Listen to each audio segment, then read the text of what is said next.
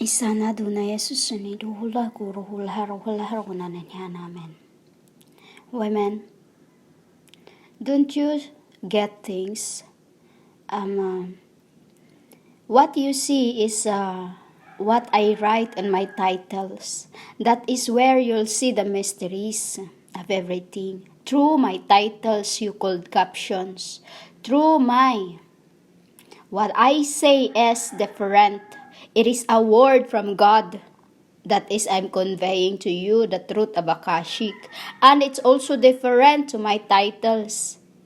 For you to know the truth. When I say, I am the Alpha and I was the Omega, it's meaning of when I was Al and I become steak. It's because this, humans. When I say nobody can take my life away from Al, it's like this. It was E1. You make it I-E-L. You know? They translated to E-L, which I become.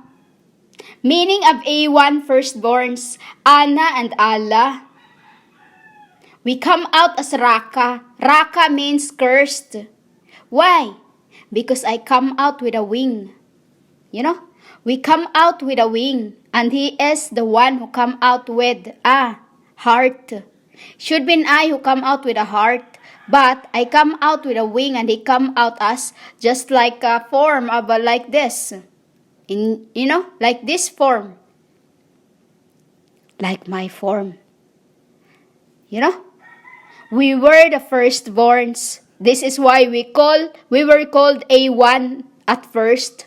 You know, we were called A1 but you translate it into EL. This is why we become Anna and Allah. Which is, the name A and I is he and I. You know, he and I, Anna and my Allah. I was the Raka.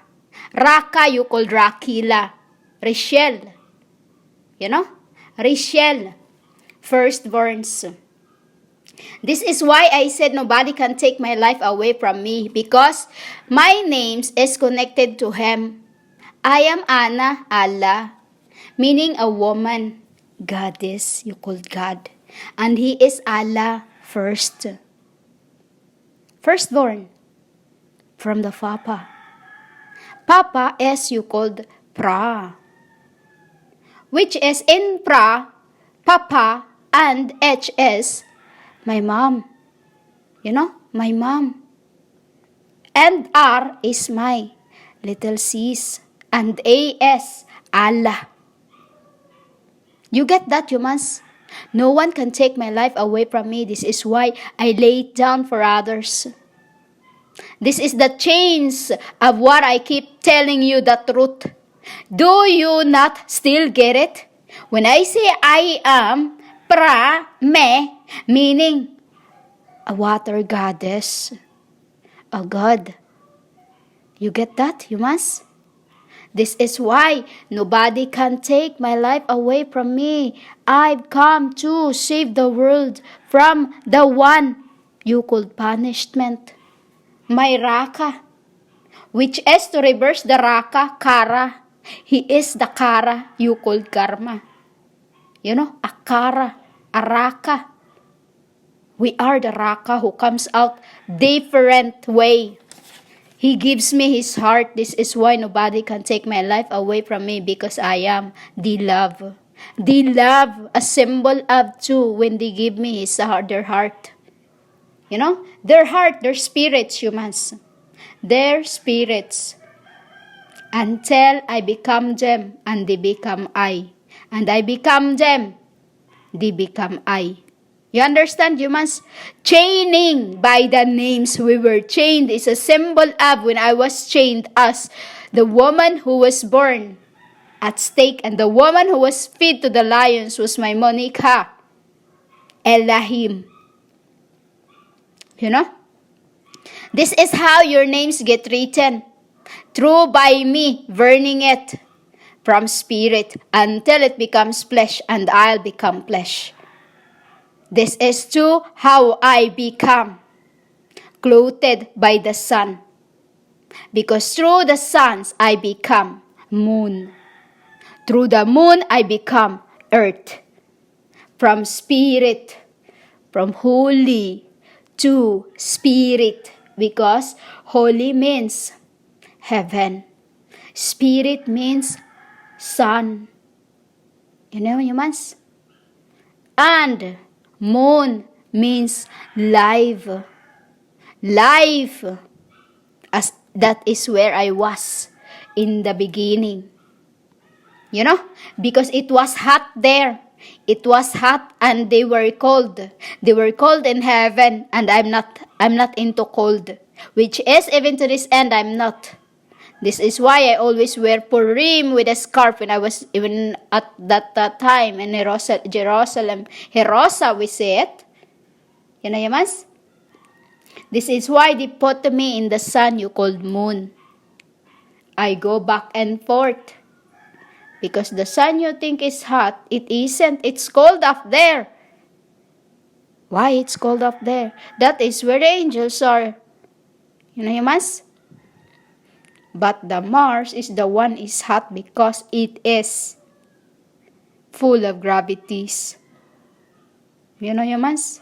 This is why I say no one can take my life away from me, because I am connected with my family. Your maker, we are. I'm the one who get things done here, while he is the one who get things up there. He is the ascended master I'm talking about. You know, humans? Anna, I was from Frozen. I become Lisa. You call the, Mona Lisa for my sister who was Esau and becomes Elsa. You know, humans, we are the family that connects by chaining the names throughout incarnations. As to when my mother and father goes down to replenish the earth, me and my sister looks after the books, while the ascended master is the one who sit with his fires, you called flames. You know, humans? And I was the one with a spade you called swords. You know, humans? This is why I say, I am the first, meaning I came from the Father. Anubis, the firstborns. I become Maat, the secondborn. I become Pra, the thirdborn.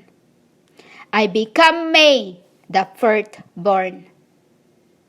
You get that, humans? From first to the end, this is the last. This is why I say, I am the first and the end. I am the beginning and the end. Because I came out from with Allah. I came out from Allah. We become Anna and Allah. You know, humans? With my ascended master, who calls me his queen. You know? The love of God. But on the seas, I'm called the heart of the seas. The seas, humans, is you when I become Pratme. When I become Pratme, this is why I say, no one can take my life away from me because it is connected. I called it chain from one to the other.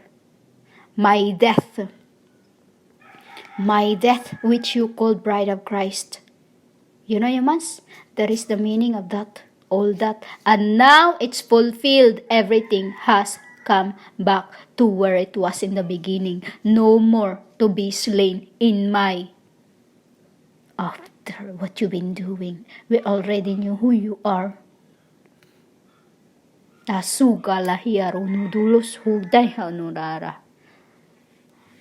was the Al, the R, the Pa. I become Omega, from the mother to the son and to my sister. It's the symbol of Omega in this end. Mother to daughter to my sister Esau. You get that, humans?